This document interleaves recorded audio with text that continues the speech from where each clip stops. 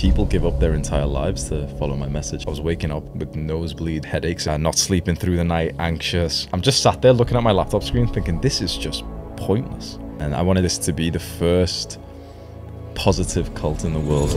Hamza, who's primarily known for helping men to become men. He admittedly got destroyed trying to do dating red pill. Hamza is an absolute genius. This dude is a master marketer. I was living the exact same life with the same addictions, starting from the same point, and here I was leveling up to points that guys like me didn't even believe we could. Every video I have posted has only been for one person, just younger Hamza. And I remember I made a video just before the Russian and Ukraine war started, and I was looking at the men who were following me, telling them, very soon you're gonna wish that you had been doing these good habits. The next day, that's when the war broke out. And that was like proof of the message.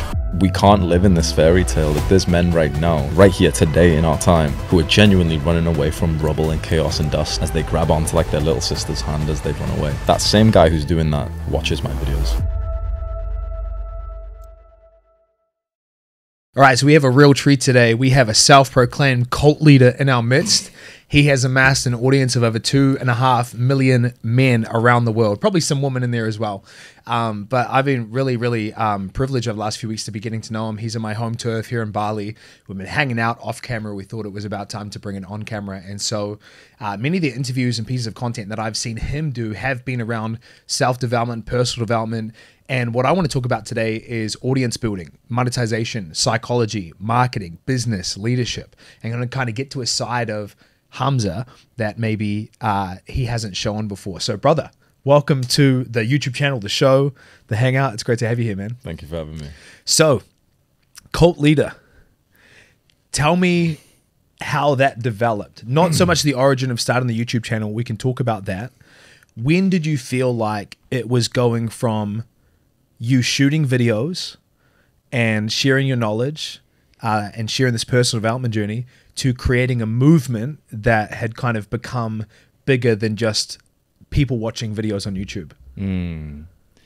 It was when I realized that the metric that they call it on Instagram and TikTok is follower.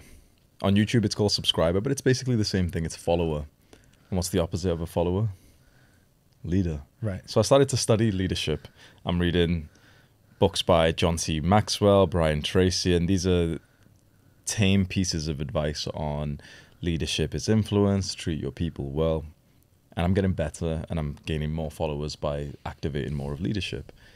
And then I start looking into more of the very powerful aspects of leadership, how men have led other men into war, how some cult leaders have led people to end their lives just on the promise that they've gave, how religion has taken over the world and people have followed these leaders. So I'm researching all of this, and even gangs and cults and religions. And this, it activated the next level of this skill of being able to speak in a way that influences others to the point that people give up their entire lives to follow my message now.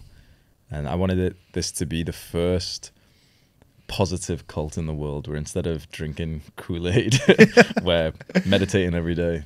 We're not wasting our time with degeneracy, with bad music or porn or video games. Young men are being told to go to the gym and rise up and develop brotherhood and great character. Now, I could have done those things just by being a normal educator, but I really think that we've been so much more successful in this mission because we've made it into more of a movement, which I've led. And was leadership and influence always something you aspired to? I remember being maybe 5 years old and playing like imaginary games in my mind as my brother was like doing something else in our bedroom. And I'd just be like bouncing around on the bed, pretending that I was leading like a group of guys to follow me in some like chaotic moment. And there was like some girls there who needed me to get us to safety. And I've always known that I have like an inherent ability to give advice and to get people to follow what I say. I just never really knew it was leadership when I was younger. Right. It reminds me of this hilarious memory where my first ever romantic dream was when I was like 7 or 8. I was saving this girl off this TV show in New Zealand called Shortland Street, and I was Superman, right? And I think what's really interesting is like in so many men, right? We don't have to just focuses around gender, but obviously you work with so many men. I think there is this call inside of us to live this heroic life, to live a life of service, to live a life of meaning, of purpose, of contribution. And so when you've been on your journey, because how old are you now? 26. So take us back to your early 20s. I imagine you weren't fully living out that heroic calling, that leadership, that influence then. And so what were the key moments that like helped you remember the purpose, that 5-year-old Hamza that wanted to lead people? What were some of the moments or events that kind of led towards you remembering that kind of purpose and calling was inside of you? I lost sight of any kind of purpose when I just turned into adulthood, and I just chased after my own pleasure. And so drinking, partying, it wasn't just on the level of, going to a house party and drinking, or, going to a nightclub, but rather it was going to a nightclub, taking an amount of drugs that usually would hospitalize people, finishing up in the club when we'd get kicked out because it was 3 a.m. or 4 a.m. and we were the last people inside, and then going back to a flat and then taking more drugs till literally 8 a.m., 9 a.m., 10 a.m. So it was very dark times, just looking for that next little bit of dopamine. And I was living like this because I was so self-centered on just what I could feel. I didn't even understand the concept of purpose at the time, but I remember one random day through these moments, I went on my phone and I went on Reddit, and I went onto the community that I used to consume, which was the Red Pill, which was kind of like this underground, like evil misogyny, like hateful men's group. Really inside, it was these older guys telling younger men like me to work harder and to develop character and to have respect for myself. And when I had followed their advice a few years ago, that's when I got into the gym. That's when I started actually being more social and being more confident and holding more eye contact. But I had fallen off that. And so I'm 20, 21 years old. I'm living with a girlfriend who I don't trust, who I'm sure is cheating on me. She thinks the exact same thing about me. And I just start consuming this message again of men's self-improvement, of becoming more masculine, becoming stronger. And that's where that purpose came in, because at first it was just for me. I needed to pull myself out of this hole. I needed to stop smoking weed every day. I needed to stop watching porn. I needed to stop eating junk food and staying up late. And so when I did that, that was the initial stage of my YouTube channel. It was just about me basically speaking about the things I was implementing just for my own gain. But very quickly, after around a year of doing that, that purpose, that mission was fulfilled. It was no longer about me just teaching a couple of the lessons I had learned myself to get out of those bad habits, but rather it changed into this movement because so many young men happened to be in the exact same problem, the exact same life that I had lived all this time. And they saw me as their leader because there was nothing special about me. I was living the exact same kind of life with the same addictions, starting from the same point, and here I was leveling up to points that guys like me didn't even believe we could. We always thought that leadership and being high status was reserved to those guys who were born with the perfect genetics, or who were popular in high school. And there was a normal guy who had risen above the ranks and now was a leader of, at this time, maybe about 100,000 men. And every single day, I'm seeing more of their problems. Every single day I'm going on to calls with these guys for free, just trying to help them with their problems and realizing just how important this is. And it was when I started to think more about the long term and the concept of hard times create strong men, and this pattern that repeats through history that the hard times will come back. And there's one kind of person that really helps society go through those hard times. It's the strong man. So I realized just how important this work was. And for a solid 2 years, it was like I had a 24/7 caffeine boost, because there was just this energy inside that we have to accomplish this mission. We have to make as many men as possible strong, because if we don't, when the hard times do arise, that's when we're going to be wishing that more men in the world were meditating, more men in the world had been going to the gym, more men in the world had been growing their businesses so they had the finances to protect their families. And I remember I made a video just before the Russian and Ukraine war started, where I said, truthfully, I am quite ignorant in politics and news, and I don't really keep up to that, but it does seem to me that the pattern seems to repeat itself. We go through times of peace and prosperity, and we go through hard times where chaos strikes. And I was looking basically at the men who were following me, telling them, very soon you're going to wish that you had been doing these good habits. You're going to wish that you hadn't been spending the last 1 hour a day playing video games and indulging in these weak habits. The next day, that's when the war broke out, and people were going back to this video saying, oh, he's manifested World War III. I didn't. I had absolutely no idea that it was actually going to happen. Dude, claim it. You're like, yeah, man. And if you do something bad to me, no. I'm amazing. I drink the Kool-Aid. Yeah. And that was like proof of the message that we can't live in this fairy tale, that there's men right now, right here today in our time, who are genuinely running away from rubble and chaos and dust as they grab onto like their little sister's hand as they run away. That same guy who's doing that watches my videos. Yeah, and right. Just because of the fact that he meditated because I told him to, his little sister is alive. It's crazy. That's powerful, dude. And I'm thinking back to when I first came across your content. Our mutual friend Iman, I can't remember if you were on his channel, he was on your channel, but you know, he gave you a robe, and you were out in Dubai, and that whole experience. And one of the things that I see a lot of content creators really struggle with is finding their core message, right? So it might start out like, I'm sharing what I'm passionate about, I'm sharing what I'm doing. And oftentimes one of the challenges with content is if you were to look at your most popular videos, there'll be themes, right? You're like, every time I talk about women, or every time I talk about making money, right? You look at Iman's channel, it's like 75 different rehashes of like millionaire money lessons for teenagers or how to make 10K a month, right? One of the challenges I think people have is like finding their core message and their core tenets. And the first thing I noticed about your content was this idea, this mythology of Jeffrey and Adonis. So can you tell us like who's Jeffrey and Adonis, and how did you come to kind of encapsulate the message in such a powerful way? Because I know you've studied marketing psychology, and you read in Russell Brunson's book, there's the old way and the new way. And so I love that it's obviously about service and helping people, and the message is about self-improvement, but it's a powerful core tenet that people can rally around. So can you tell us who is Jeffrey and Adonis, and how did you come to kind of create that concept? Of course. So Jeffrey is the modern young man. He watches porn first thing in the morning. He doom scrolls on TikTok or YouTube Shorts. He's sending out DMs to girls as if he's doing like cold calling, but actually to try and get laid. Average to below average grades in university. He used to be naturally intelligent, but it's not cutting it anymore. Low status young man. And unfortunately, these men are used as slaves.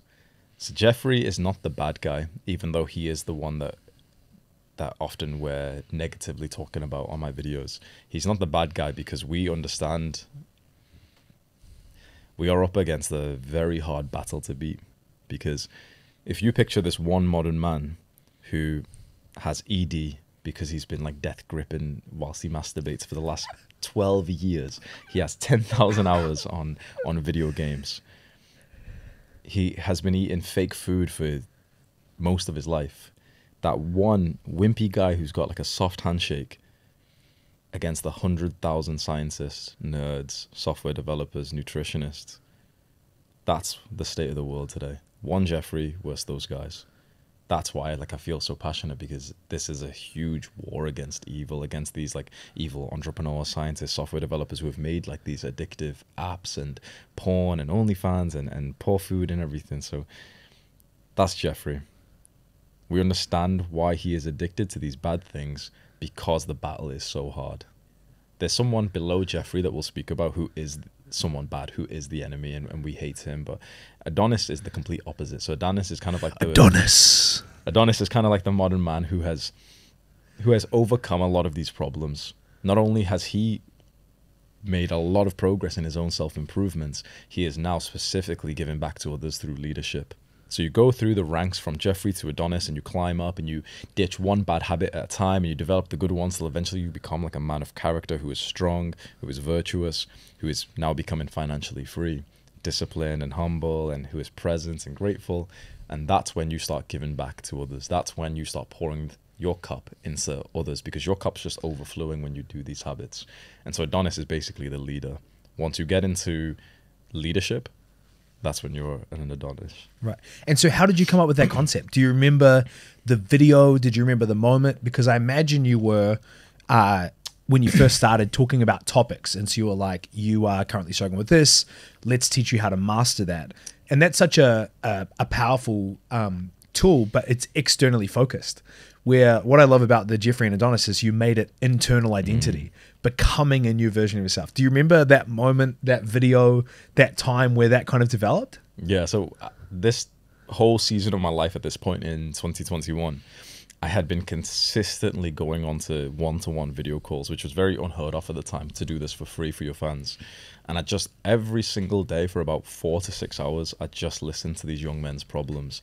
And so I very much started to stand out at just how specific I could talk about problems and pains and limiting beliefs compared to anyone else in the self-help industry. And I started to realize that actually one of the biggest roadblocks that these young men had was not actually the bad habits that they had been focused on. Every single young man would come to me and say, he's struggling with porn, he's struggling with video games, he's struggling with eating junk food. I started to realize actually those are not problems. They are the symptom of the problem. And the problem is mental health. The problem is identity. These young men see themselves as subhumans. They see themselves as losers, and so they act as losers. We need a new identity that we can give to these young men. And what identity do we give to young men who have been told that masculinity is dangerous, who have been told that masculine virtues of strength, honor, and discipline are toxic? It's been stripped away from them to ever imagine themselves as their ideal version. It's not cool to act like the alpha male. You're seen as a bad person. So we needed almost a positive alpha that we could actually aspire to without thinking that we were evil for doing so. So the two extremes were formed in my mind. Jeffrey is the young man that I speak to every single day. Adonis is where we're trying to get to. And where did those names come from? Was there a version 1 where you're like, there is this dumb guy and there's this good guy? Like, how did that part be born? Because I'm really trying to understand. It's such a powerful message, right? And when it comes to marketing, we're trying to own words in people's minds. We're trying to create categories. We're trying to create comparisons. What was that process like for you? Was that iterative? Because it resembles so much more than two characters that appear in almost every YouTube video. When I was scrolling through your YouTube comments, literally I had people, like I was reading comments and it was like, hey Hamza, if you could have just said this differently and reminded me that I don't want to be, like, I think there was one where you're talking about push-ups or air squats in a video. And the guy was saying, you should say something like, if you don't do 100 air squats right now, you're a Jeffrey, right? It's like this thing that everyone's rallying around. And so how did you land on those two things in terms of something that you were going to come back to all the time? And how did you name them?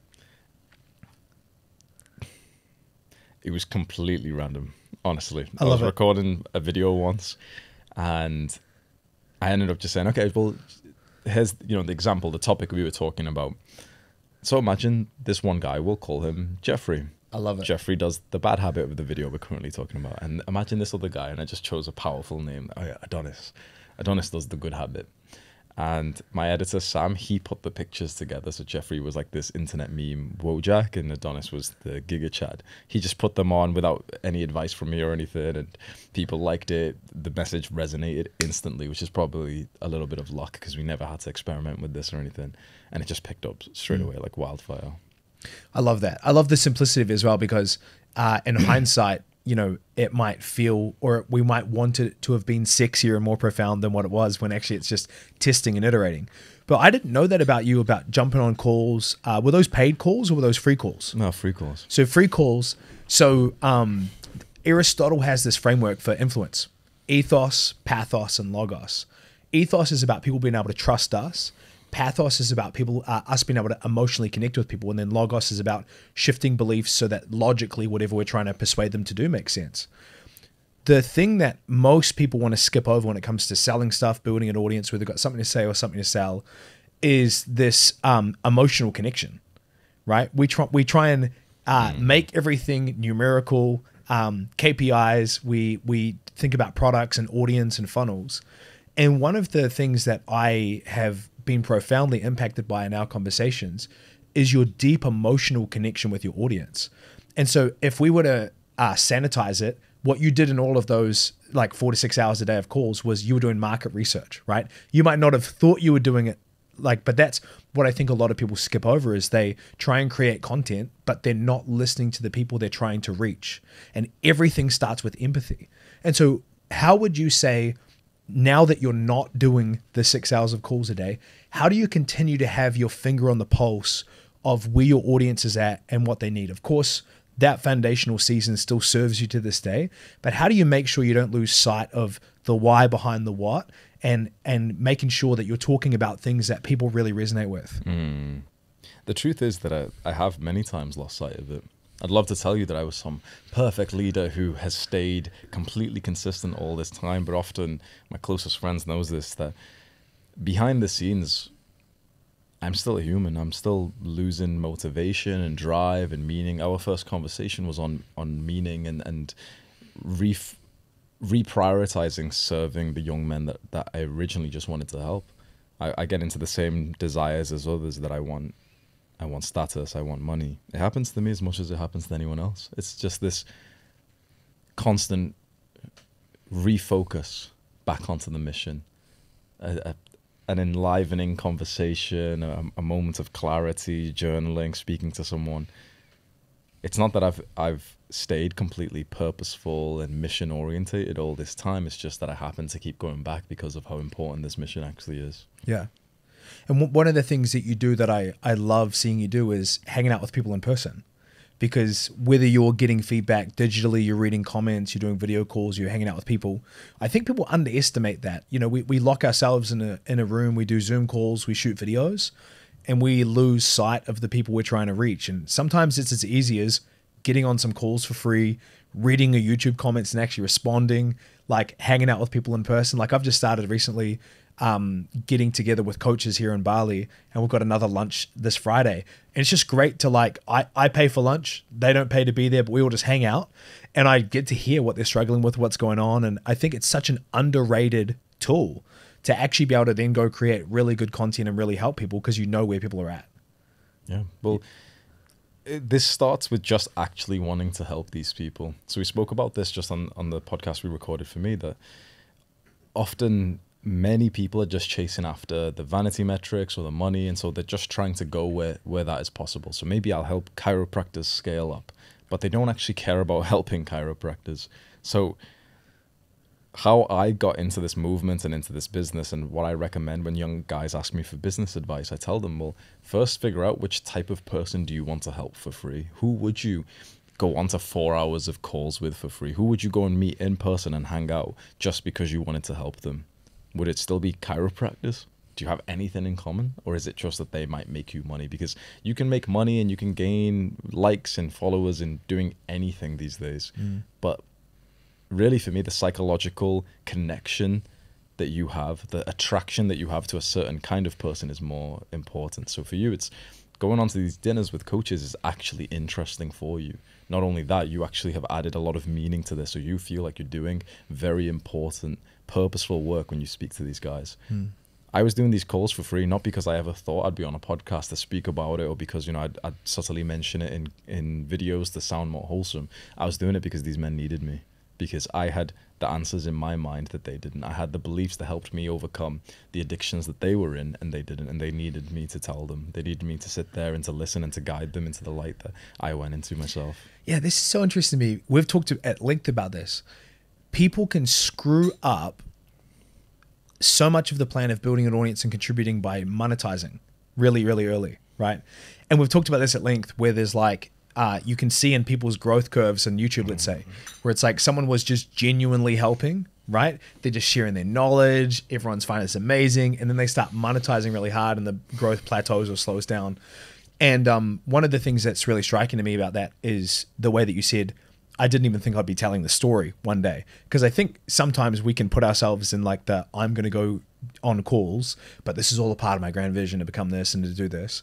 And what I'm getting from you as you're talking is when you talk about Jeffrey, there's such a level of emotion, not just because you have talked to the guys and you understand the problems. It feels to me like you maybe saw yourself as once upon a time being Jeffrey.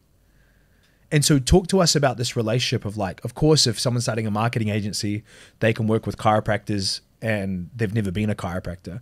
But there's something powerful when a creator creates from a place of wanting to help their previous self, right? And I would say like that's what I'm doing a lot now, is that I'm trying to take Dan 3 years ago, who had a success on the outside, but internally was getting crushed. I was doing the wrong business. I was doing stuff I hated. So I'm trying to create content for that guy.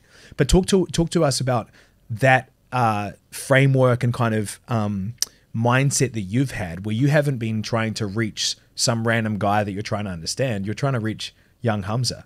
Talk to us about that. Every video I have posted has only been for one person. Just younger Hamza. That's all I've focused on from the start, from after maybe the first 10, 15 videos when I was finding my way. It's just for younger Hamza, which makes it so clear as the creator yourself when you're just asking yourself, okay, what would my younger self actually watch? What is he attracted to? What's interesting is we're not actually that special. So younger Hamza is actually like millions of guys around the world. He says he doesn't care about girls, but that's actually his biggest desire. He is scared for the next time that he's about to watch porn because it almost feels like this uncontrollable event that will happen in some time soon. I know younger Hamza because I lived like him for many, many years. And so it just makes it so clear, the messaging that I have to put out there, because I'm not trying to help an audience. I've never once said the words, you guys, on a video. Not once. Because when I look to the camera, I am not speaking to my audience of 2.2 million. It's just my little 17, 18, 19-year-old self who needed this advice.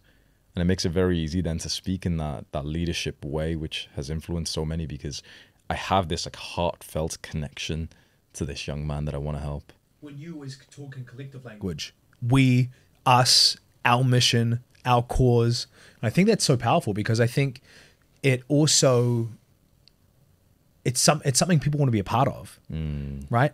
I think the idea of fans and celebrity is really interesting because you think about how it works with sports teams, right? There are all of the people that are out of shape, don't really know much about the game, and they're yelling at the people that are on the field.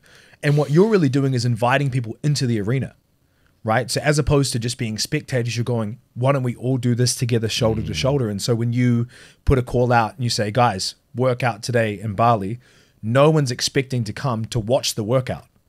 They're all going, all right, boys, we're going in together. And I think there's something really powerful about that, because if people are trying to build audiences, the worst place to start from is an us and them mentality. I'm smarter than you. I have something to say. Hopefully you, lesser people, will learn something from me. And people might not consciously think that, but their language, their topics, the way they approach it creates a real sense of isolation. So thinking back to when your audience was growing, I imagine firstly, you weren't thinking about growing an audience. I mean, correct me if I'm wrong, but I imagine the first few thousand subscribers, it was like more by surprise and mistake than anything else. No, it was still calculated, even from the start. Okay, so talk to us about that.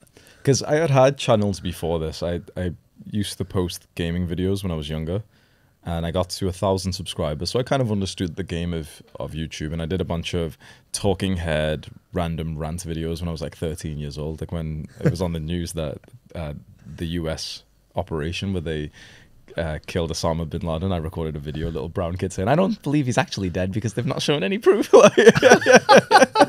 So I had a little bit of experience. I did like short films with my brother where, you know, he got a camera, so we were recording like little goofy things of like worst high school fight ever. It was just at home of him pretending to hit me and putting ketchup on my face.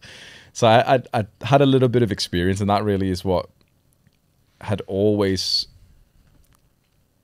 gave me the plan that I would be a YouTuber. So when I actually did start this channel, I already knew some of the things of growing, that, you know, you post consistently, you're talking to a certain kind of person. But when I started in May of 2020, I hit every single goal that I set on the exact dates that I said I would. I said I hit 1,000 subscribers in December. That's exactly when I hit it. So it was always the plan to just keep growing, just because I understood the game of not just YouTube, but progressive overload from the gym. So it made it very clear. It was never this vague thing that, you know, it was by accident that I grew. It was just cold, calculated reps of just like, yep, just post consistently and try and get a little bit better and try and hit a PR in every couple of videos. Yeah. And what was that motivation behind it? Apart from helping people, was there also a level where you're like, subscribers equals status? Were you thinking, I'm going to build a business off of this? Like, what were those thoughts? Just before I had started, I had been working in a homeless accommodation. So I worked night shifts. So at midnight, my shift would start and it would end at 8 a.m. And I'd go there underground in basically this basement where the homeless guys would like press the door buzzer, and I just had to like verify their room number and then buzz them in. And I'm sleep deprived. It was a horrible existence. I'd fap like 3 times during the shift as well, just because I was bored, trying to sleep on the couch and stuff. And I remember thinking like what I wanted to do with my life, and I hated, working full time. I was like trying to be an entrepreneur, but I didn't really understand like how. And I'd been trying drop shipping and eBay and becoming a rapper, and I was trying all these random things, trying to figure out which business model was right for me. And I remember reading The Subtle Art of Not Giving a Fuck by Mark Manson, and he says not to really chase after the benefits or the things that you want, but rather chase after which problems you want to solve. And so I'm sat here underground right now at 1 a.m. or 2 a.m. thinking about, okay, what problems do I want to solve? And I'm on my laptop thinking, I don't want to solve the problems of this drop shipping website where I'm trying to resell shitty products from China, and someone sent an email that it's been 2 weeks since their deliveries come through. I don't want to solve the problem of trying to learn how to rap. And I look over to the CCTV, and there's one of these homeless guys sat out by himself right now in the middle of winter. And I realized that actually the problems that I wanted to go through was the battle of trying to help the young men around the world who are somewhat like me, because there isn't really that much support. This was long before there was really male influencers, there was Tate or anyone like that. So this was, men really had no one at this time. There was no one telling young men to get into the gym, or meditation for young men was completely just never spoken about. That was the original motivation.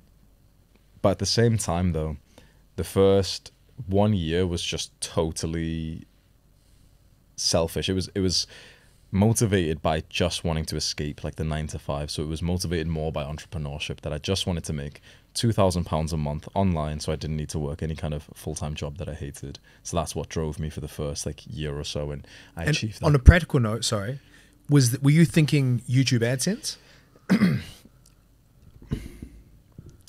Like, or were you thinking like, we're going to build products, it's going to be a whole business? It was a mix of things. So okay. I didn't really know how to monetize, but I knew that you'd get some money from AdSense, and I knew that I could write ebooks and I could make like maybe a course or something. I didn't actually know about these things back then, but I knew that maybe if I got 1,000 subscribers and I sold an ebook for like $7, maybe that'd make $300 a month. Maybe AdSense would give me a few hundred a month. Maybe I was still like selling clothes on eBay and stuff, so maybe that profit's like $200 a month or something. I didn't even know about the concept of like digital products or monetizing or anything like that. I just kind of assumed that by the time I got to a few thousand subscribers, I'd be making maybe like $2,000 a month and I wouldn't have to work. I love it.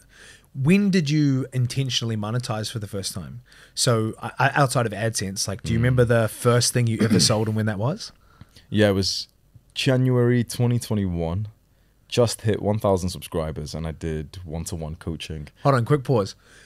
So we're in 2023. So January 2021, you just hit 1,000. Yeah. And when did you start? November? May 2020. Wow. Yeah. So I didn't know that timeline. That's wild. Yeah. 7 months to 1,000.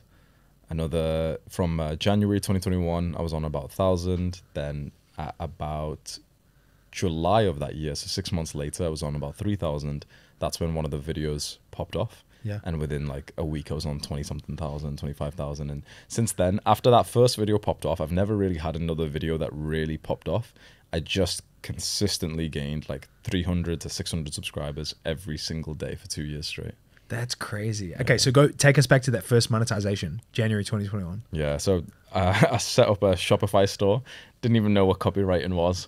A picture of me shirtless, and it's like Hamza's one-to-one self-improvement coach. The headline was like 3 sentences or something. Yeah. A massive bit of text, didn't know anything about sales, but basically I think I made it. You know what? Just before that, I had heard of this website Fiverr, so I put it on Fiverr first, and I put it like most guys do who have got problems with self-image for the lowest price possible. So it was £3.50 for 2 hours of coaching. So I was working for less than minimum wage in India whilst being in UK, and I was doing 2.5, 3 hour long calls for basically less than £1 per hour. And that was like... So talk me through that. Was that because you were just trying to get some reps in, or was it that you truly believed that's what you were worth? Like, talk me through the pricing of that, because that's insane. I had no experience whatsoever when it came to sales, monetization, or anything. So it was just like, yeah, just kind of, you put it at the lowest price possible. The only, like, the beliefs that I did have around money was probably formed by my parents. And it was always this, like, immigrant mindset, which was, yeah, just make it cheap as possible, make it cheaper than the competitor.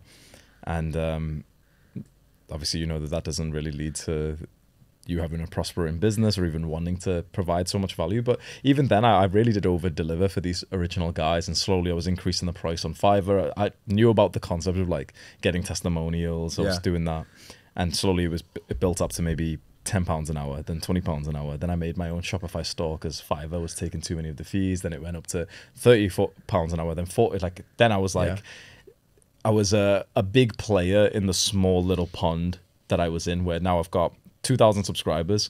I'm charging £40 an hour, and some people would start to comment like, oh, this guy's charging he makes more than like a doctor does.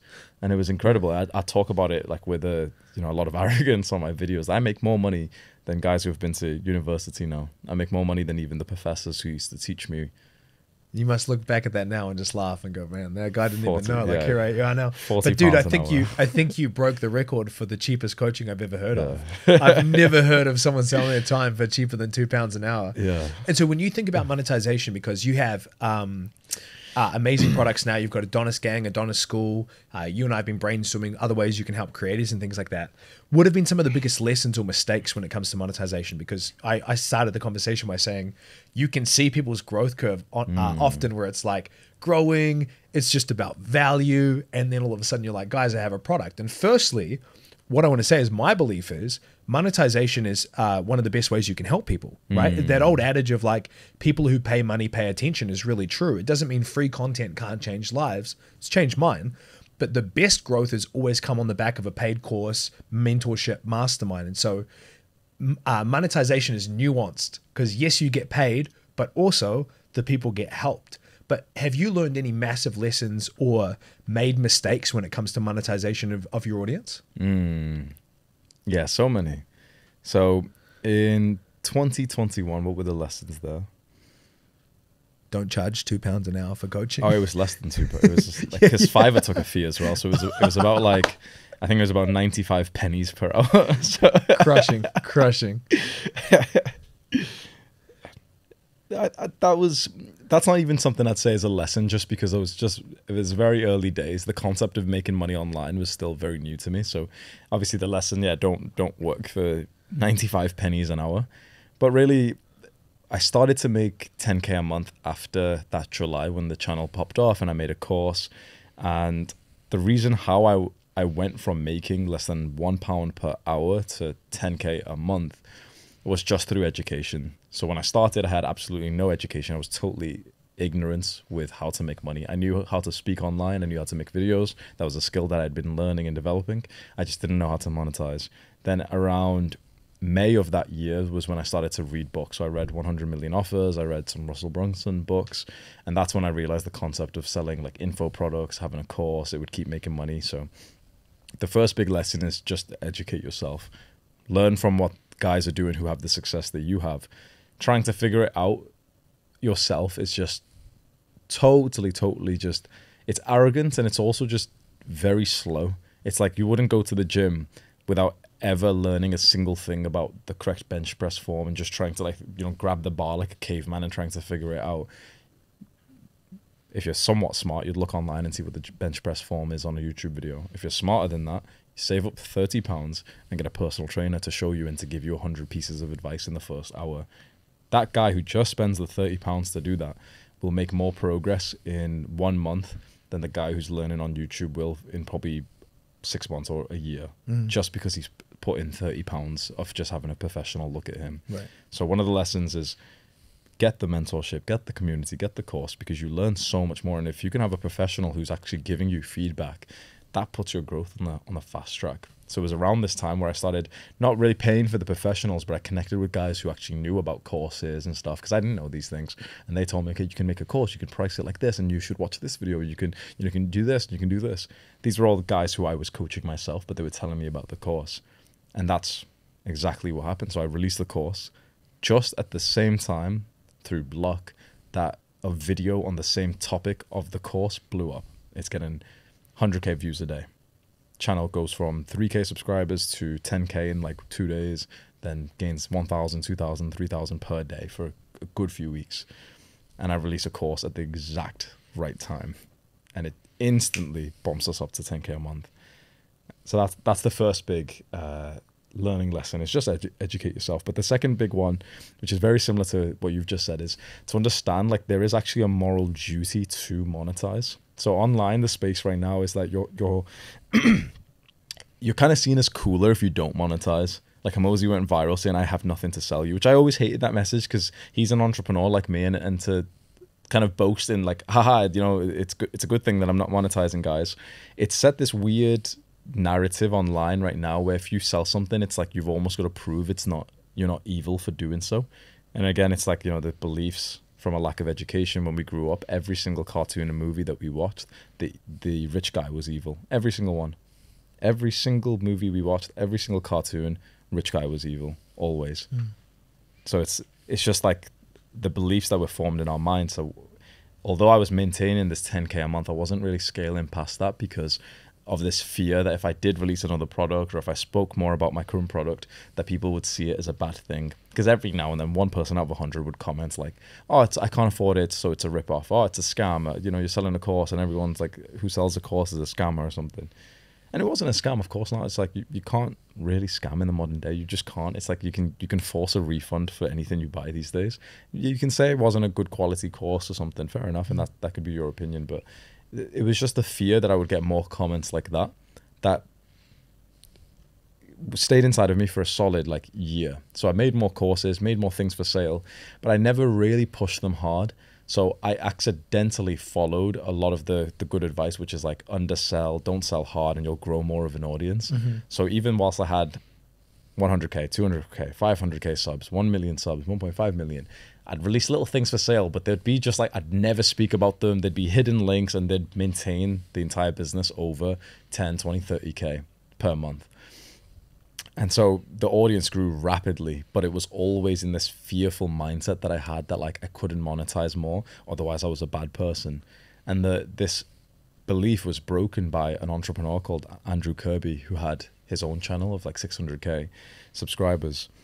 And I sent him a screenshot once of just how much money I had made in March of this year. It was like $4,000 in the first 4 days, so I made 1K per day. And he sent me a Loom video back of 9 minutes of saying, oh, you know, that like 4,000, like 20K a month is how much you make, and that's really, really good. But with your audience size, you could make a lot more. You could make a product that helps these guys with this, and they'd pay you. And it was like, for the first time, I saw the enthusiasm of another entrepreneur, like actually excited to think, wait, I could make a product that helps people and also makes me a lot of money. It's a win-win. It's like I can fulfill my purpose by creating a product that people actually want to buy, that they feel like they're getting an awesome deal with. I make a lot of money, and so I'm more motivated to work harder on it than I am with the YouTube videos. And so it was a completely new belief formed instantly that if it is my duty actually to monetize, at least create one product which I'm selling, because that will just give me the motivation to work harder. As you see, like a lot of people complain, but capitalism can be a beautiful system because it adds motivation to the entrepreneurs to work harder. Yeah. And that's exactly what happened. And since that moment, I went from flatlining at about $20,000 a month with a channel of 2 million subscribers up to 150K. And does this coincide with the time that you fired all the team? Yeah. So, well, this was a few months before that. So we got to the start of this year, we were getting the fastest growth ever, gaining 11,000 subscribers per day. And we were going through money problems and stuff because I was refusing to monetize. I was so scared, you know. And so we had a team of 11 guys, 7 video editors helping me, you know, churn out this content, pushing out this message to the young men who needed it, assistants, thumbnail guys.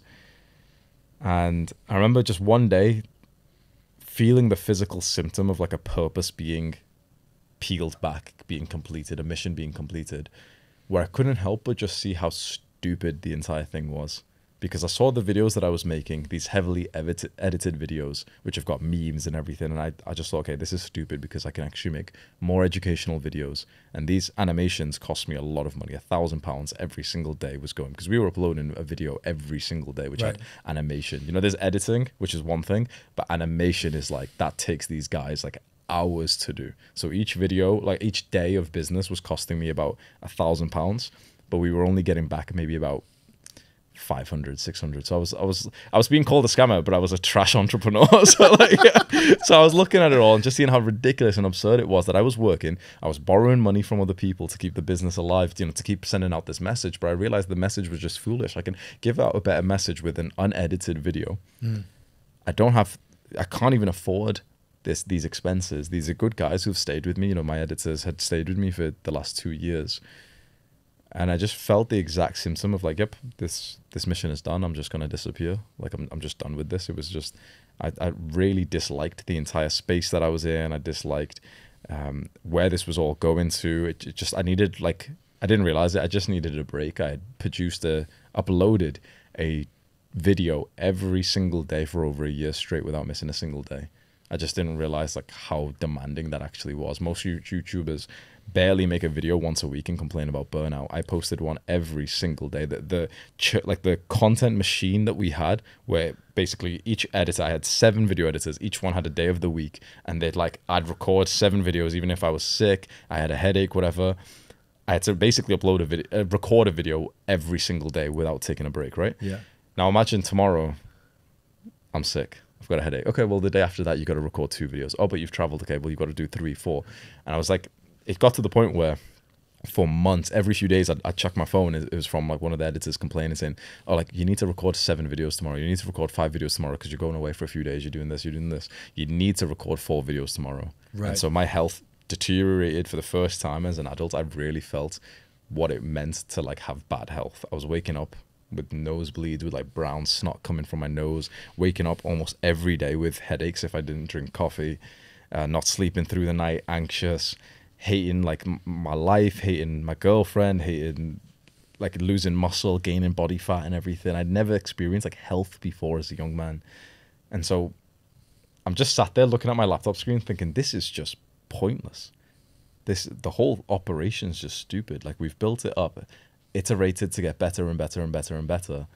And I just realized that sometimes you've got to start from zero again. Mm. So I thought about it still, messaged everyone, messaged my sister, messaged my friend, asked for advice, journaled and journaled and journaled, and eventually sent everyone the message. They're like, we were just going into a different path and I'm just going to go solo from now.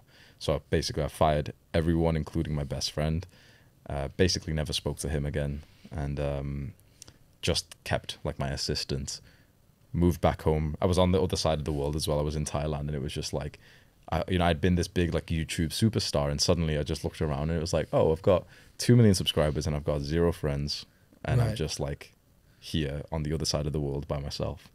And so I basically wasted like a month of my life staying in Thailand and just kind of like going to cafes with my girlfriend and everything, and just like, she's still happy. She was having a great time. Yeah. Man, she was having such a good time. We're going to cafes all the time. I'm journaling, trying to find my purpose in life, and she's, oh my god, I get to spend so much time with you. Like, yeah. Well, why I ask that is because firstly, there's monetization lessons in that. I think one of the things I pick up from your journey that I see often is that we launch products and then they do well, and then rather than trying to double down on making that product have longevity, we launch another product. So then you have like this Swiss Army knife of like, kind of all these products that kind of work. And so I think there's lessons in there for sure. I also remember early on a mentor saying to me, if you don't make the money, you can't sustain the message. So no matter how meaningful what you have to say is, if you don't figure out a way to monetize in some way through sponsorships, AdSense, info products, your the lack of money is going to lead you to a point where you can't even sustain the message that you want to have. But that video, I fulfilled my purpose. The one we're talking about, where this decision came to be, you stopped the daily uploads, you fired the team, was the first video of yours I'd shared. And I put it in a group chat with a bunch of entrepreneurs because the month before, I let all my team go. So then it was just me and a virtual assistant. And I felt so free. I wasn't quite on the eat, pray, love journey you were, where you're like, what's my purpose? All I knew was I hated the previous version of business I had, and I was looking for the better version. I was really encouraged to hear the way that you were talking of like, you're just being more intentional and more conscious. When you look back on your audience growth, what are some of the key things that you think, obviously the hustle of a daily video, making sure that it's good. I think the takeaways I have is your messaging, your marketing, Jeffrey, Adonis, giving a crap, like empathy, all of those things play a part, of course. But if you were to sit down with a creator who's at 1,000 subscribers, at 10,000 subscribers, and they have similar ambitions of a big audience, what would be some of the piece of advice you'd give them that when you think back on your journey have been the biggest lessons that have served you well to building a great audience? Constant improvements. It was very straightforward for us because it was a self-improvement channel. So naturally, my mind had already gravitated to improve everything by 1% a day. So we were improving the editing, the videos. I was specifically going through like every step of the sort of content machine and trying to improve it. So I hired someone to manage the editors and to give them a piece of feedback with every video they did so that they would get 1% better. Then the thumbnail guy, same thing. Then for me, I realized that there's like 15 different skills you use when you speak on camera. There's leadership, influence, persuasion, sales. There's how you look, how you talk, how you sit, the setting behind you, the story that you tell. So there's so many skills, just constantly trying to improve each aspect of the content machine and realizing there's probably 50 different bits of it that you can improve on. So best way to go about that is to figure out what the constraint is. So maybe the constraint is like, it's probably not going to be editing, honestly. For most people, the constraint is just speech skills. So like, study 10 books on speaking. Simple as that. Study a book on leadership. Study a book on storytelling. Get some storytelling coaching. Learn these skills. And the way that I set apart as a YouTuber in 2021 and 2022 is that I would do the YouTube work. I'd record the videos. But then I'd spend 4 hours a day trying to improve my skill or like to learn more about the things that I'd teach. Most YouTubers don't do that. They're too busy. They're doing other things. So I would do the YouTube work and then I'd just learn to do the YouTube work better. So people ask me today, it's like, oh, Hamza, what's the secrets to, speaking on camera? I'm like, bro, there's 900 videos on my channel. What do you mean the secrets? What do you mean the secrets? How many videos have you recorded? 0? Yeah. What do you mean? Like, oh, 3 videos? Okay. Get it to 100 first. No questions, get it to 100 first. That's really what I say to, you've mentioned like they've already got 1,000 or 10,000. It seems to me like most people are far below that, where really it's just like they're not even getting to like the gym. They're just not even getting the reps and they're overthinking, asking questions. So I have a rule, which is that I won't give anyone advice if they haven't got at least 50 videos for these young guys. Yeah. Nope. Not listening to you. Hamza had, nope, I'm not going to listen. Just, it's not worth my time. Just show me you've done 50 videos first. Then we'll talk about optimizing it. The fat guy, imagine he's telling you like, oh yeah, when I find the perfect workout routine, that's when I'll get into the gym. Yeah. No, just literally just show up to the gym and you're going to make progress. Yeah. 50 times for just 1 month, 2 months, you're going to make progress. Then we can talk about, okay, there's this tactic you can use, there's this workout routine. Many people are on the first or below the first stage, which is just like, they're just not even getting the videos uploaded. Yeah. It's this overthinking, the script, the camera needs to be light, the lighting needs to be right, the scripting, the editing, the thumbnail, all of these things. You need a certain amount of videos that you've just recorded. You don't even really need to upload them. Just that you've sat down, press record, watched them over, and you started to improve a little bit. That's like probably more than 50% of people need to hear that. But then specifically for the guys who are at about 1,000 to 10,000 in more of a mass niche, a lot of it's just psychological. I think that's why I dominated, is because I didn't think that much about views and subscribers, especially not click-through rate and average watch time retention like everyone talks about on YouTube. Obviously, I studied YouTube and I saw the Mr. Beast podcast that everyone else did. and everyone started saying, oh, well, all you need is click-through rate and watch time, click-through rate and watch time. No. Go and actually look at the analytics of any of your high-performing videos. Guaranteed click-through rate is a lot slower than you think. Guaranteed average view duration is a lot lower than you think. So it's not actually that then, is it? So what is it? What is it that causes a lot of success for this kind of creator, like an educator? It's how valuable the lessons actually are. We're not playing the YouTube game. We're not playing this game. Like, we've never cared about the random little piece of like analytical data that YouTube supplied us with, because my top videos that have got millions of views, the click-through rate is like 2%. The average watch time retention is like 9%. People are saying, oh, but you need 60. Mr. Beast said you need 60% average watch time, average view duration. My top videos are about 10%, but they've got literally 3 million, 2 million, 4 million views. So why are so many people watching that? It's because of just psychology. They feel like they're a part of something bigger. They relate to my story. And they know that I'm being authentic because I've opened up and I'm speaking about failures and mistakes. And basically, I'm talking to them about things that no one else has really spoke about. The bravery that it takes as a creator to look into the camera and say, here are 7 ways that I failed. Here's something which is deep about me. So now for these guys, they're thinking about me outside of YouTube. They're literally like, these young guys, they're in the school bus right now, literally still thinking about me. Every single day, they're doing the same habit. Like, let's say, it's 4 p.m. in America or something. He's having his dinner or whatever at the same time. And he's here for Hamza's video every single day because he's now built up this connection, because he knows more about me than even my family do. And there's not many creators who are actually sharing those deep stories. Often, especially in more of the business videos, it's often quite like surface level, just techniques and strategies. People don't really buy into that these days, not for the last few years. They buy into your story. It's like the fact that you're married with children is deeply attractive. I said that to you just before. Like, that's so appealing, because no one actually wants more leads. No one cares about that. No one cares about funnels or any of that stuff. People don't even care about money, honestly.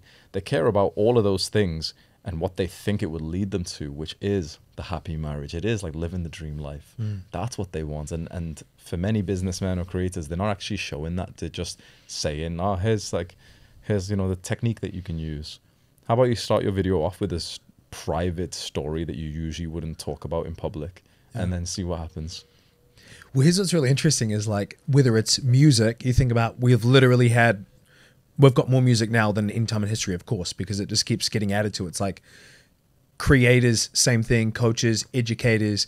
Like, in one sense, there's never been a worse time because there's so many. If it would be amazing to start a YouTube channel 10 years ago and take that seriously, now there's more competition. But I find it like really reassuring because most people are on the internet pretending. So if you show up and be real, there's a whole blue ocean out there. And I think a lot of people are all sizzle, no substance, right? So you just get some flashy animations and things like that, and you get ChatGPT to write your script. And it's like, bro,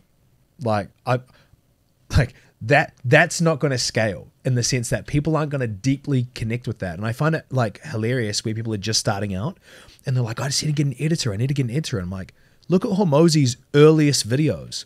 They were shot on a webcam and exported in 360p from a Facebook Live, and they were epic, right?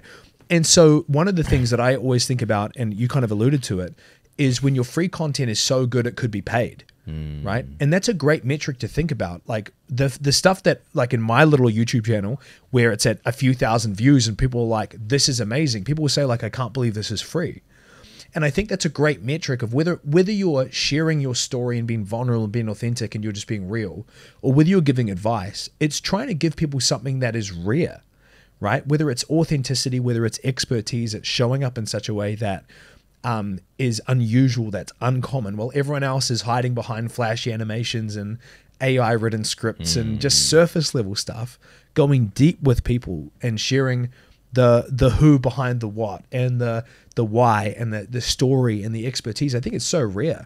The last question I wanted to ask you was, you open up the YouTube app and you scroll to the comment section. You have some videos that are 3 hours long, no editing, and you have people who go, I freaking love this, never change, this is amazing. And then you have other people in your comments, and obviously this is not hypothetical, this is real because I've read some of these comments. Other people go, this is too long, this is ridiculous, I will never watch this. And then in this morning I saw you uploaded like a 15-minute video, and some people were like, this is amazing, you've changed my life. And other people were like, you're a sellout, where are the full guides that are 3 hours long? That's a silly example, but as you build an audience, you gain credibility and criticism. How do you stay... how do you not let that affect you as a creator? How do you not let that affect you, what's the saying? It's like the tail is wagging the dog, right? How do you not let the audience steer you into the direction where you're now creating based on the comments? Yeah, that's a brilliant question. So there's a term called audience capture, which is what we're talking about here. That's when your audience captures you and they make you theirs. You see this a lot with live streamers, because with the live chat feature, there's this constant positive and negative reinforcement. So you see many live streamers, like I won't say who, but you can probably think of them, who basically have just turned crazy because they're constantly being positively reinforced to behave in like some kind of abrupt, silly, arrogant, aggressive, loud way. Because that, you know, the comment that says W, you don't realize how much that actually changes. So if I'm live streaming, for example, and I'll say something and the chat fills with W's, or oh my God, he's right, whatever. It's like that belief has formed stronger in my mind right now, because we're still animals. We're still like little like cavemen, monkeys who are very simple in our brains. And so we seek this approval from others so much. So I remember once I just announced on YouTube, I've kind of went slightly against this, but I just said, like, I'm not reading the comments anymore because, no offense, I'm not sure how many people in the comments are actually that intelligent. I can't verify it. I know it sounds like an asshole, but I can't actually verify the intelligence and the experience and the wisdom of anyone who comments. And I can't risk going to the comments and letting my brain be influenced by so many people, because it will undeniably happen. And the negative comments are like, they're fine. Oh yeah, you're this. Okay, you're this. Has an insult. Okay, whatever. That's negative. Like you fear hate when you first begin, but as a bigger creator, an intelligent creator, you realize that the positive comments can be much worse. Hate will make you feel bad for 5 minutes. Positive comments will steal your soul from you, because you will start to go down a path that was not actually for you because of this validation from others. So it's just something to bear in mind. It is absolutely like a part of the suffering that you basically sign up for. Practical strategies that I use. I have 6 YouTube extensions that I use, 6. And they all do like something different. And I don't remember the names of them, but I've done a video. If anyone wants to go see it, maybe you'll link it or something. But there's like 6 different extensions, and it basically means that my YouTube page is just white. There's literally nothing. There's no videos there. There's no thumbnails or anything. If I do click onto a video, like I can still search. If I do click onto a video, I see just the video and like the little settings of like, you know, pause and volume and stuff. I don't even see the guy's subscribers. I don't see the description. I don't see the share button, the like button. I can't even scroll down to the comments or anything like that. Of course, I can just turn off the extensions within a second, but it's just this extra little bit of friction. And what this means is when I do click onto my own video, because I watch my own videos like every day, when I do click onto it, there's a bit of friction to scroll down to see the comments. So it's just a practical thing. And just doing this has reduced how much I consume YouTube by probably 75%, and also reduce how often I go to the comments. Now it's a very intentional thing where I'll go to the comments specifically to write a certain comment because I want to do maybe a call to action, or want to, you know, add to like something else to the video. But that's one of the biggest things, and it's a very tough job, not because it's that demanding of your time or energy, but just psychologically can really mess you up. So there's a video, if your fans are interested, if they just search audience capture on YouTube, it's from After School, like that animation channel. I found that video like very, very important, where it just breaks down the concept of audience capture. And the final point you just mentioned of how I'll have some comments which are so different from others. One guy loves this video, another guy hates this video. I make a different video and some people love this and some people don't. This is why so many creators have got such bad mental health, because they don't actually have like a source of consistent advice. I've said before that, especially for live streamers, but even for just big creators with lots of comments, it's kind of like the comments on live chat is like some deformed beast that controls their life. That just like it just spazzes out every now and then and just like, you know, says something racist, and then it says something really polite. Then it's like, you know, it says really nice polite things, and then it just says something really bad to you and everything.